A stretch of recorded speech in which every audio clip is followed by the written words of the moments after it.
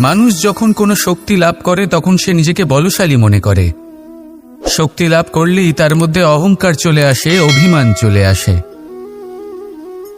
তার কারণ হলো সে একটা সহজ কথা বুঝতেই পারে না। এই সব যা হচ্ছে সময়ের জন্য হচ্ছে। সময়ের থেকে বেশি বলশালী আর কেউ নেই।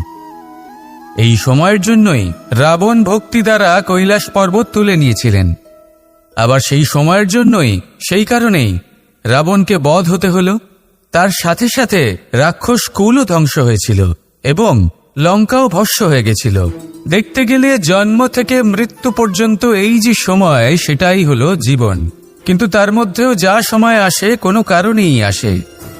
সেই সময় আমরা যাপন করে কিছু শিখতে পারি।